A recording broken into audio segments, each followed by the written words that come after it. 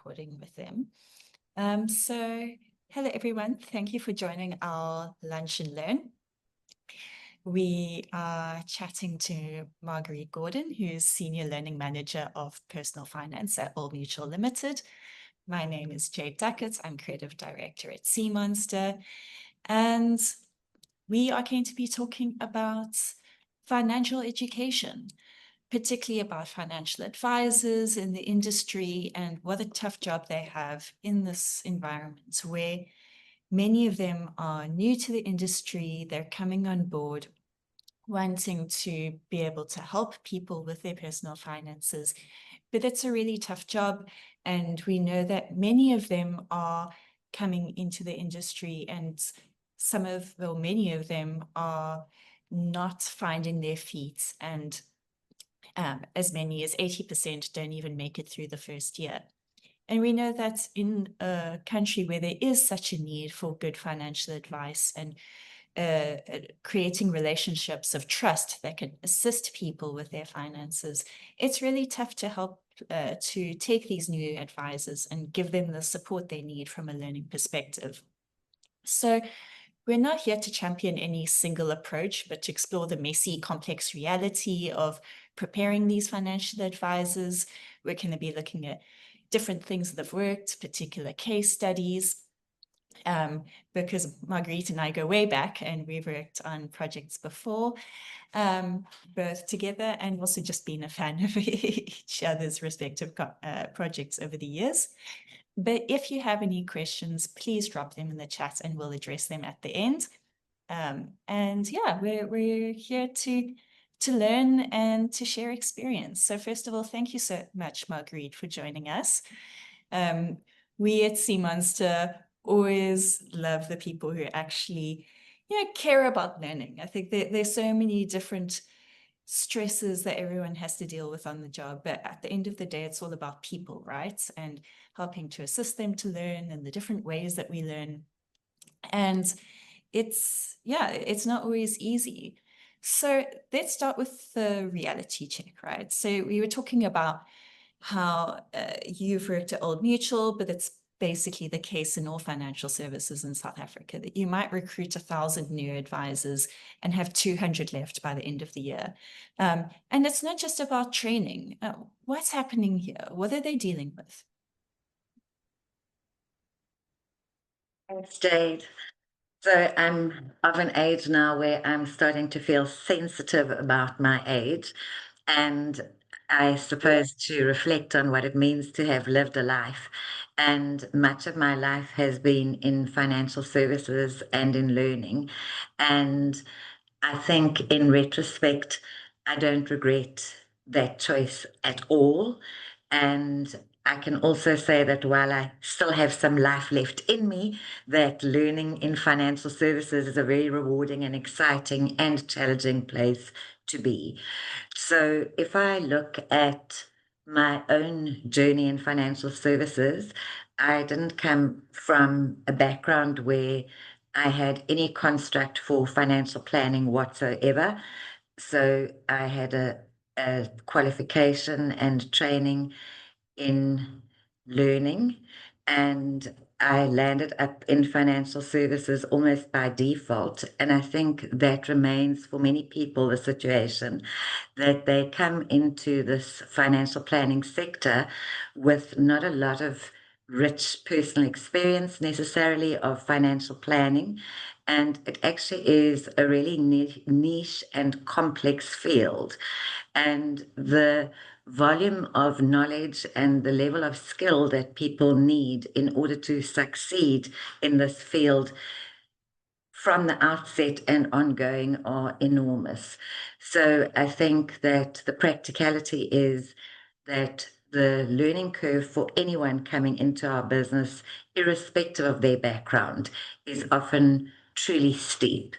And because it is such a complex role, you can have an excellent learning program and still lose people along the way in whom you've invested a great deal of time and energy and money and effort.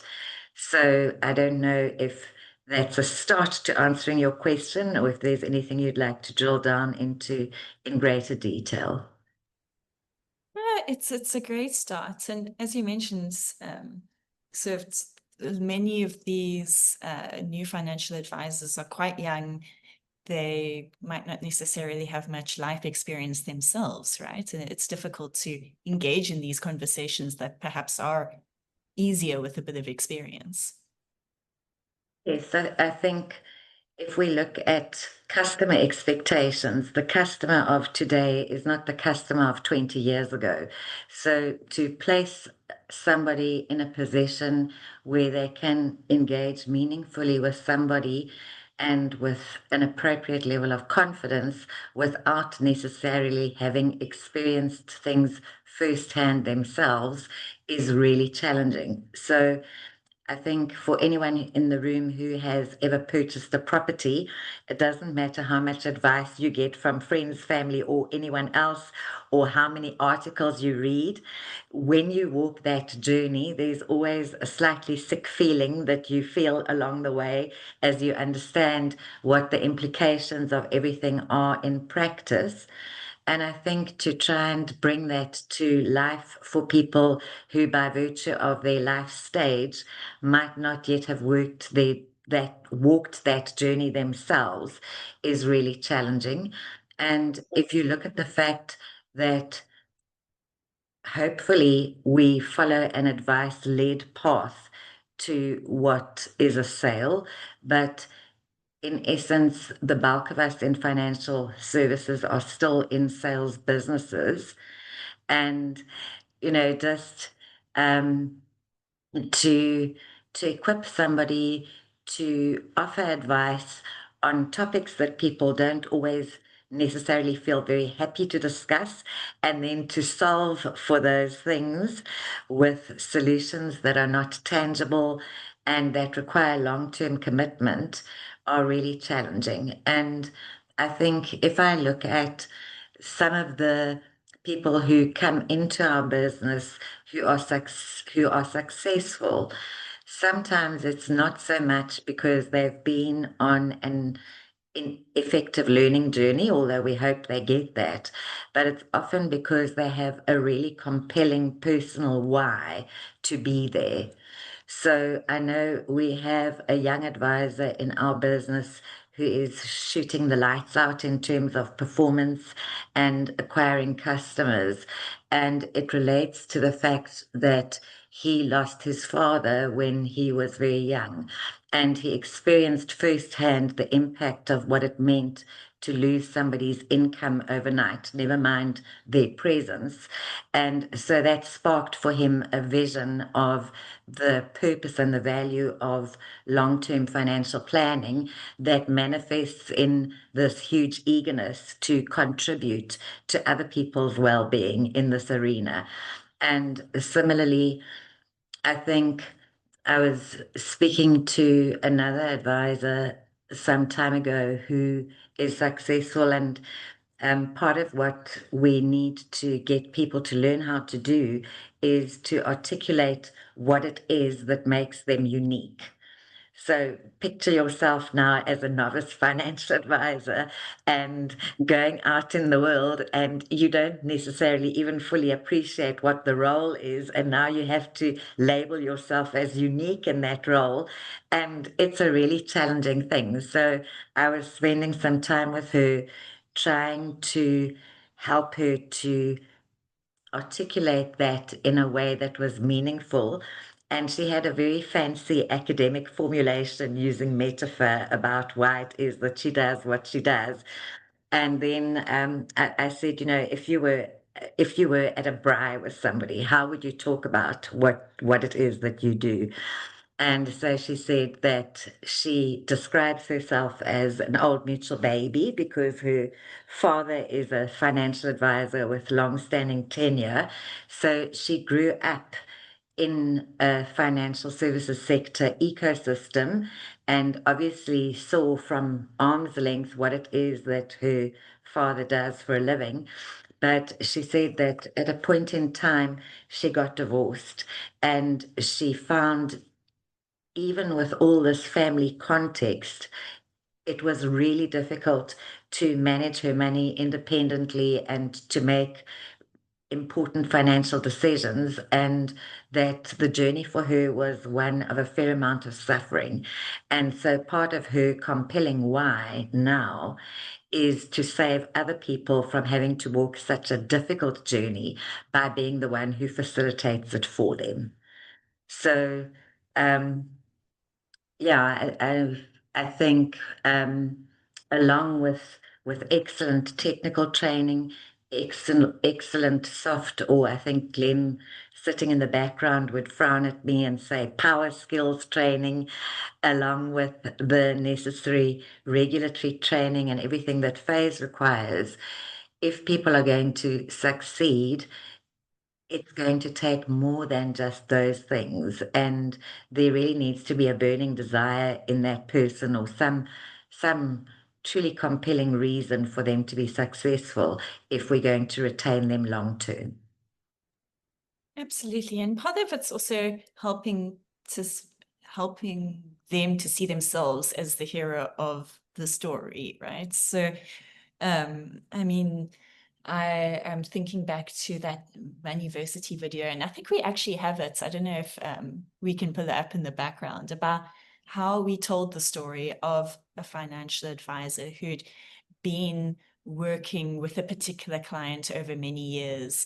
And you can see how over the time, that original plan, it was like a whole episode of series of episodes where you can see clients, oh, here you go, he's got his family, he's providing for them, and how you realize how many of these things that we sometimes take for granted, if you're a young person who's never got there yourself, like it requires years and years of planning and hard work for someone. And then we show the scene where they're suddenly in hospital and suddenly can't work. And then who does the family call but the financial advisor, who's then immediately able to step in, help them sort out. And especially at that moment, right? Because when you've got a loved one who's going through like a health episode or something, you're so stressed. The last thing you want to have to deal with is admin, right? And that you have someone that can call, that knows where everything is, that knows all the policies are in place, and can step in and help in that moment. And it's then they actually, I mean, I can imagine if they could imagine themselves in that role, to be like, you get to help people. If you get to build a relationship with them, you get to earn their trust, and then you get to fulfill on that trust when they need you the most. And that's so, so important to people when they get to that point. And that's why we like to tell these stories, to say, look at what a difference you can make through your career, if this is something that you apply your effort to. So we see it again and again. It's telling those stories, it's sharing the stories, it's helping people to see themselves within that context that gives them motivation and inspires them to learn. I mean, Absolutely. I think it was through encountering Glenn and listening to his explanation of why storytelling is so powerful that I first was introduced to the sea monster world. And I think in learning, there are so many challenges which we face currently. So I think in South Africa right now, we face a good deal of economic constraints, and certainly perpetually the challenge to do whatever it is that we need to do as efficiently and effectively as possible. And so the question about what is impactful and what makes a difference remains one that we need to ask on an ongoing basis. And I think the answer is changing fairly rapidly. So I think, in a run up to this session, we were talking about attention span and how that has declined sharply over the last 10 or even 20 years. So I think it was Glenn who asked a question in that very first session that I ever saw him present about who in the room is a multi-device person. And the intent of the question was to illustrate the fact that many of us are so tied to technology that we're often using two pieces of technology at the same time. So I don't know whether that's supposed to be a badge of honor or a badge of shame. I don't care that much about gamification, but I am definitely a multi-person, multi-device person, and I will often find myself busy on my cell phone doing something at the same time as I'm watching television. And I can see in myself the impact of the way in which technology and the world has shaped us and what that has done to my ability to be present to something for an extended period. And it is much, much worse than it used to be. So I would say about 15 years ago, I was an avid TED talker, and I could watch 3 20-minute TED talks back to back without blinking. Now I struggle to watch something with focus that lasts longer than 8 minutes. And we work with strategic partners because, as you said, people are critically important. And I think particular individuals in a learning context are critically important, and we can talk about the human element in learning as well. But one of our key strategic partners is Helen Nicholson, who runs the networking company, and they do leadership and networking training. And she was just remarking on the decline in attention span that they've observed emerge over time. And as things stand right now, this minute, they don't run a formal face-to-face training session beyond 2 o'clock, because where it was common, I would say, prior to lockdown for people to sit in a face-to-face session, perhaps from 9 to 5 with a couple of strategically planned breaks, the experience is that people are just no longer able to focus for as long as that. And so they deliberately stop the active learning input at 2 o'clock. And of course, for those of us who are in a learning function, particularly where we're trying to land complex, detailed content, the need to switch things up and to transition from one medium to another, and to do that regularly, is vital and sometimes quite exhausting. So, one can bring things to life by introducing story, introducing video, introducing scenarios, and get a fresh wave of energy from learners by doing that, but they quickly get bored. And so the need to switch it up and toggle between learning modalities and methodologies is very important. And so I think for any of us in a learning function, the need to continually push the envelope and pursue the kind of novelty that is necessary to hold people's attention is really important. Absolutely. And I suppose what technology has taken in terms of long sustained attention, it's also given us opportunities for those different types of learning experiences, as you say. I mean, even in our work together, we've seen how games have a role to play in when people are sitting back and kind of getting a bit tired of listening, then it challenges them to apply their thinking and test it out in a game. I know that we've created a chatbot for your advisors where people can immediately drill down into the questions that they're thinking and incorporating AI in that. And it really helps to at least make it more interactive in terms of inviting them into a conversation, to break up those methods of learning. But even your team, you mentioned, created that Who Wants to Be a Millionaire game. Please show it to us. I'm really keen to see.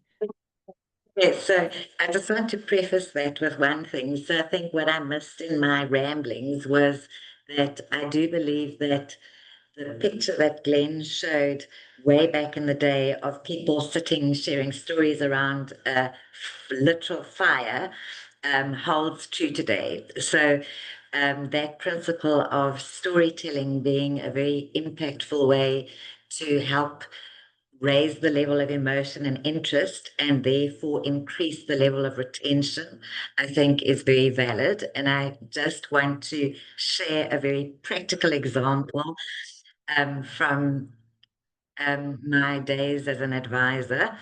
And it landed so perfectly with me then, and I can retain it to this day.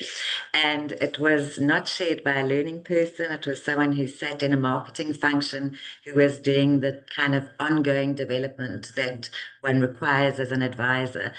And at the time, one of the major technical rules around a preservation fund was that once your money was in a preservation fund, you were only allowed to do one withdrawal ahead of retiring from that fund. And, for advisors to understand that was absolutely critical. Because can you imagine if you came to me and you said, look, I've got 3 million Rand that I'm wanting to put away. And I neglected to say, oh, by the way, Jade, that 3 million Rand is not available in an emergency once it's there. You're only going to be able to touch it once it's there. So technically a hugely important point for people to convey. And so she illustrated that by sharing a story. And she spoke about a client who was a very high net worth client. He had a very large amount of money, many millions, in a preservation fund. And the product provider received a request for a withdrawal of 250,000 Rand, which they disbursed. And when the client got his statement, he had a look and he said, but I didn't request this withdrawal of 250,000. And they said, but you did. Here's your signature, here are all your details, and so on. And they were still in the process of arguing back and forth when a second request came through with the client's signature for an additional withdrawal. And because an additional withdrawal is not allowed, of course, it was flagged from a systems perspective. And so they realized that there was something funny going on. And they decided to let things play out. They couldn't, by law, release the money from the preservation fund as such, but they allowed this withdrawal to appear to go through and transferred an amount of 250,000 Rand into the bank account that had been stipulated for this deposit. But they put a hold on the amount so that nobody could withdraw that amount from an ATM and was forced to go into the bank if they wanted to access the monies.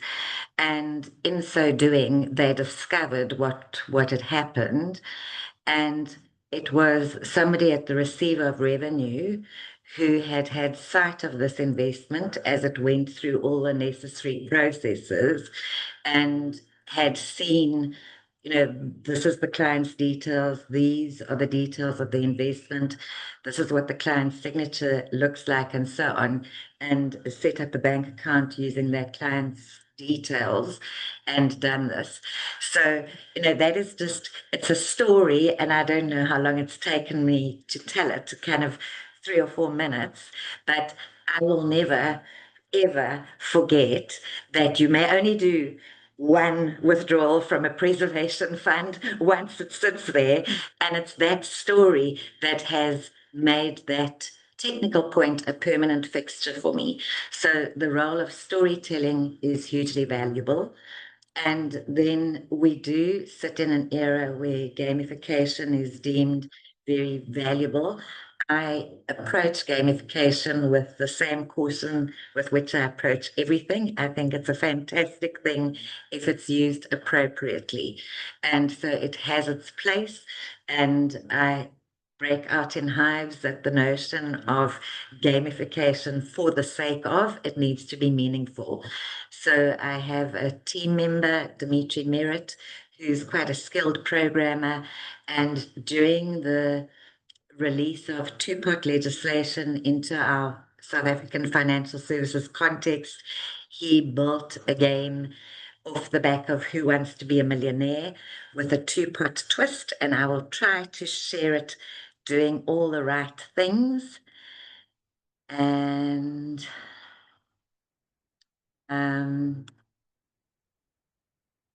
let's see if I can pull it off. So I'm not going to go through the entire process, but just to illustrate. Oh, it says my internet connection is unstable, so I'm not sure if we're going to have any success, but please just talk over me, Jade, if we don't have Okay. success, and then I'll stop myself. Sure. I mean, hit play. I can still see it. Ah, there we go.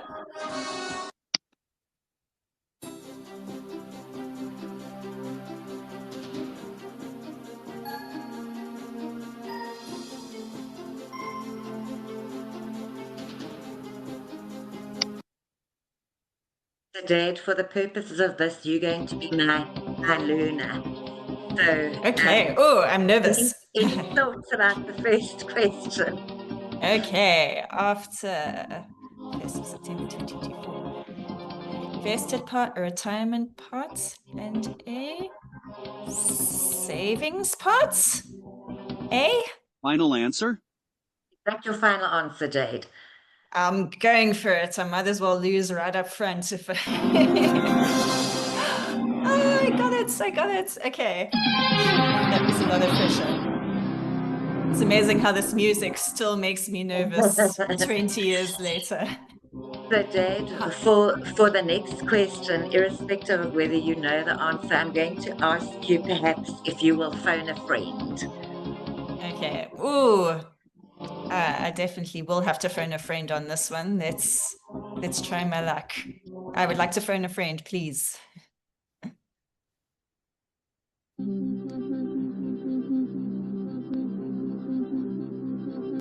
Like, oh my gosh, how are you? We haven't talked in like forever. Oh, you have a question and I only get 30 seconds? Okay, let me read the question. Darn, this is a hard one.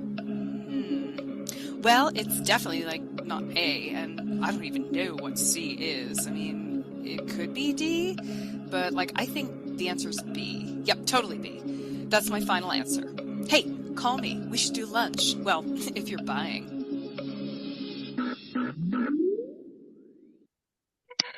Amazing. Okay, then I'll trust her. Final Let's answer? go with marginal tax rates. This is my final answer.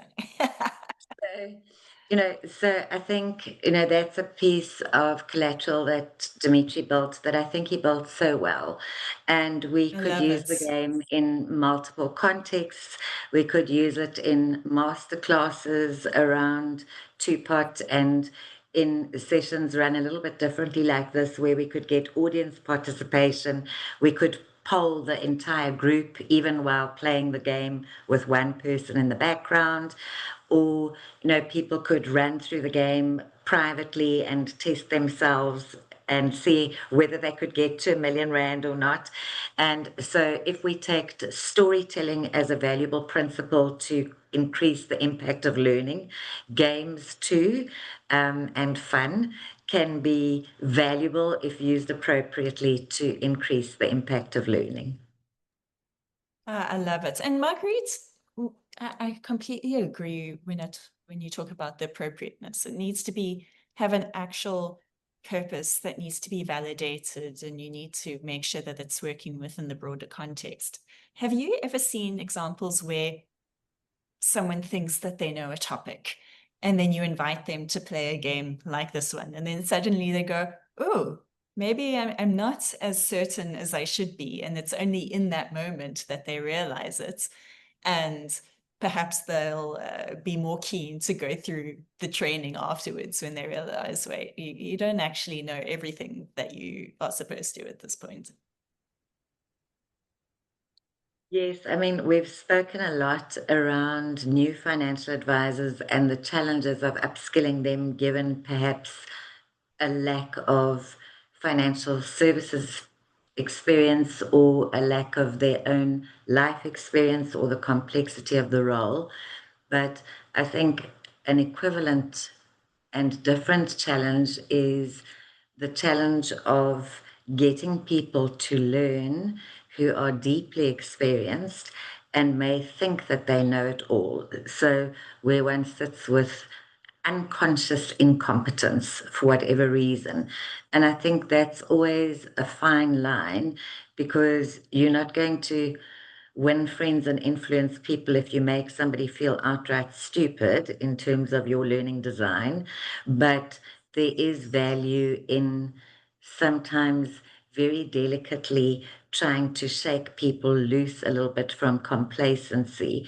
I think one of the best examples that I've seen of that, and it was in the context of client education, not in the context of advisor education, was an initiative done by Alexander Forbes.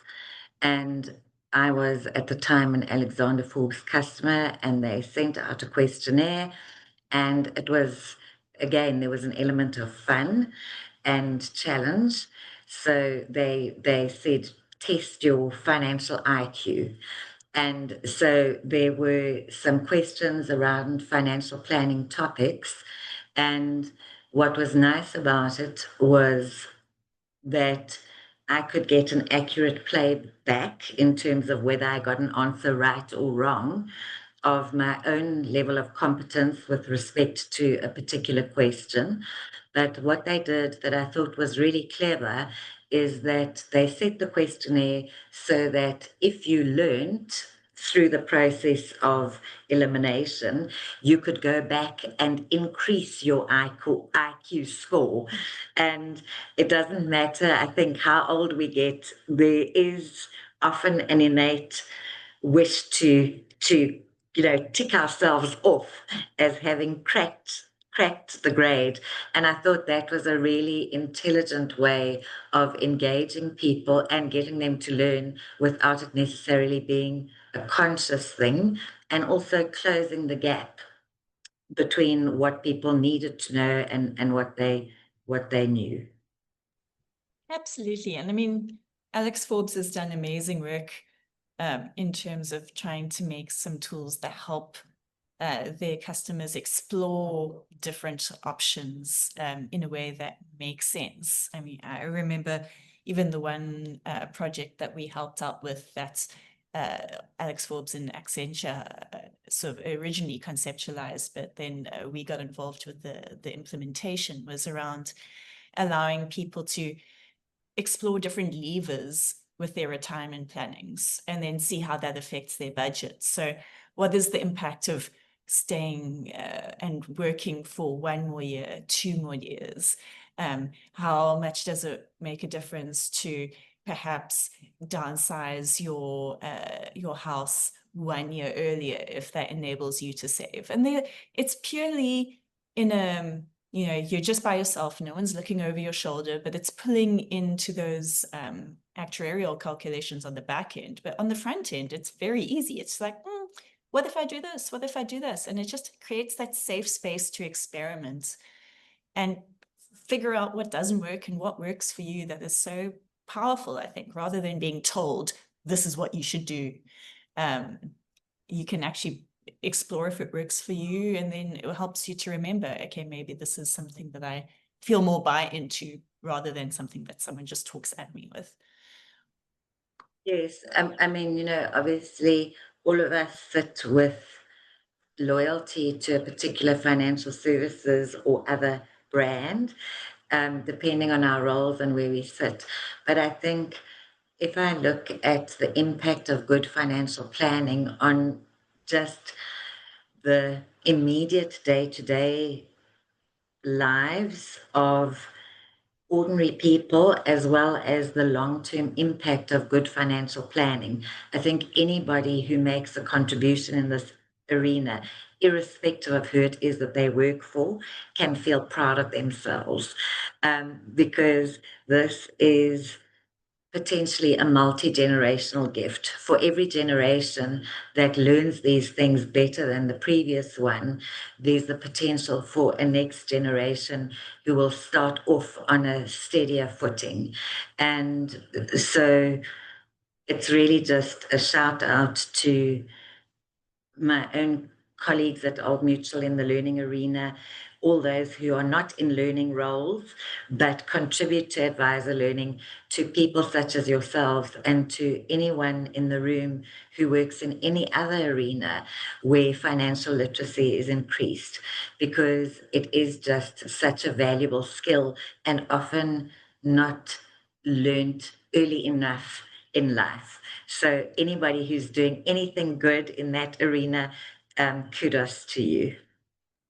Absolutely. And it's all, building a market where we all benefit, right? I mean, if the more we can equip South Africans to be able to make better financial decisions, the more they're able to invest, the more they're able to put policies in place to protect themselves, and we all benefit. And you're right, it is a sales game, but there is definitely an important part of nation building, and part of it that I feel we all have a role to collaborate in.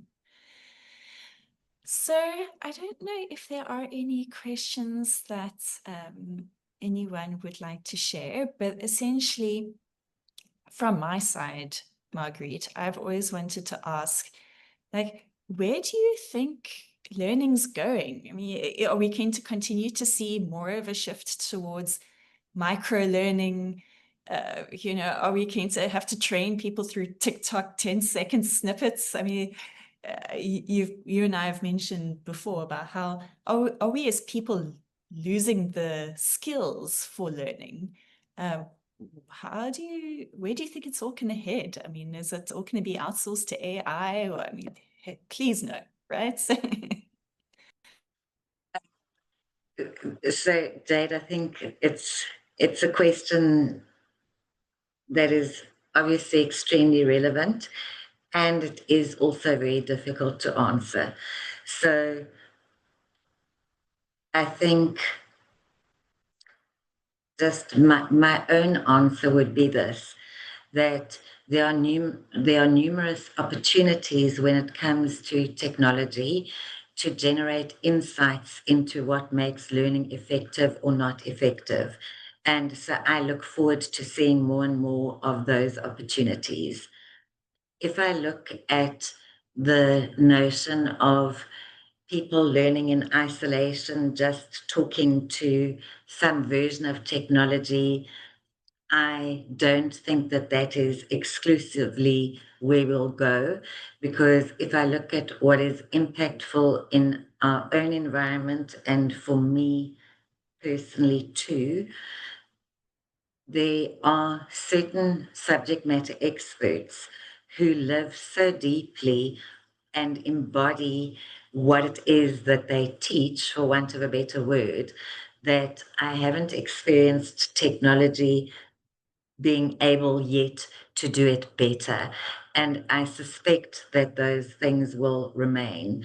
So we work with somebody in financial services training who runs his own business, but we partner with him.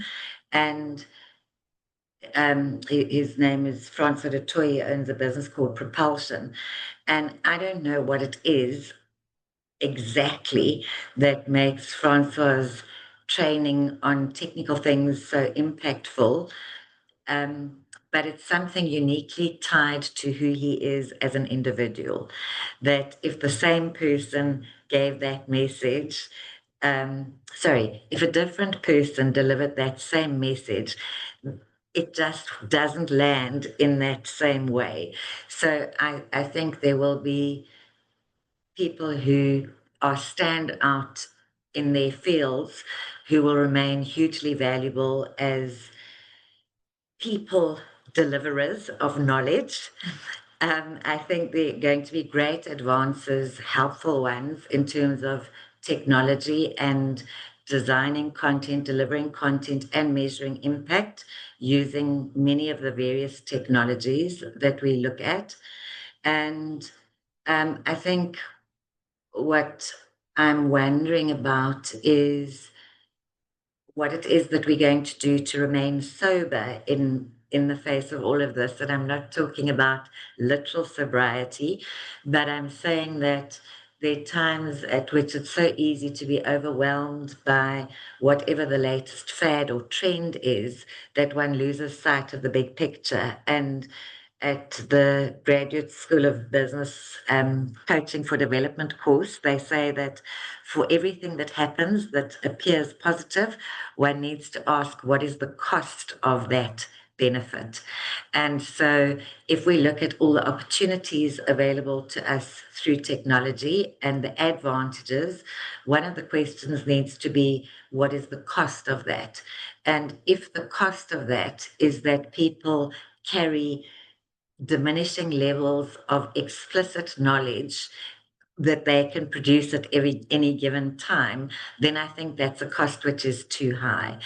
I think for anyone who's expert in a field who thinks that they're going to be able to get by with just whatever knowledge they can grab on the fly from a large language model, that's also not going to work, because anyone that you engage with has access to the same resources. So for an advisor who has no in-depth insight into financial planning, to sit with a customer who might come with a plan generated by ChatGPT and present a version of an own plan which looks different, in the absence of the ability to say the reason why the output is different is this, based on own knowledge, I mean, that's kind of going to put people in a terrible situation. So all I can say with confidence is that it's going to be interesting. What that looks like in practice, I really think we have absolutely almost no idea. Yes. Yeah, it's so interesting. And as you say, it's all we can do is think about, what serves people the best. And as you say, you want to also feel like you can talk with confidence and that you understand, sometimes the slowness and the difficulty of learning is helpful, because then you value that information and you can see how it's been interrogated and tested in different circumstances, because these are people's lives that you're helping to shape. And making the wrong suggestion or overlooking the one detail that maybe was spat out in a quick 30-second summary, but you missed that one particular relevant point that is crucial for your clients, the consequences can be catastrophic. So I suppose the devil is in the details, and you can't hold chatbots accountable. But it's, it's so nice to have chatted to you. Is there anything else any closing remarks that you would like to leave the group with? You mentioned micro learning, and I think that anyone who sits in a learning function has probably at some juncture experienced a level of frustration about how many learning experts sit outside of the learning function, and those are experts in inverted commas. I think I have been fascinated to observe my own learning as learning has evolved. And I think I've shared that I'm a huge Duolingo fan. I've seen what's been impactful around that. So they use gamification cleverly. They use micro learning very cleverly. They use personalization very cleverly and intelligently. They use nudges very cleverly. And yet, all of those things being said, right now on 1,000 and something days, I think my learning has stalled, and I'm more in it for the game and to not break my streak. So I've started to taper off in terms of what I'm actually increasing in terms of my knowledge.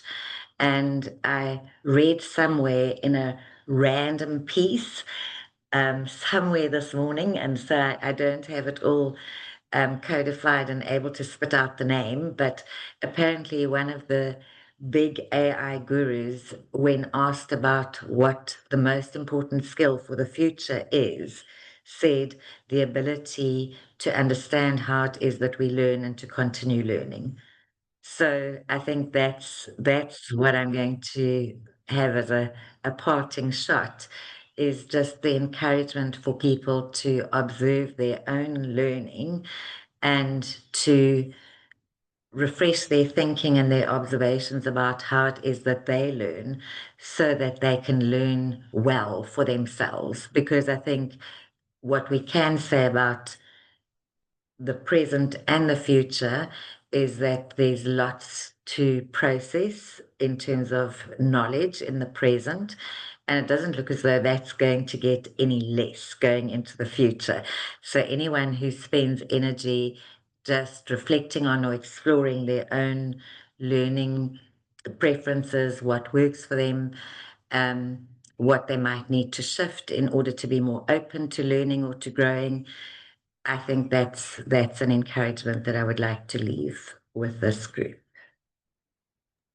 Brilliant. Thank you so much for your time, Marguerite. It's been so interesting to listen to you. I'm so grateful for people like you who are working in the space, that are helping us to equip the people who are equipping South Africans with financial skills. And all the best, and thank you for your time. So much. Thanks so much, Jade. And thank you everyone for joining. Cheers. Bye. Bye.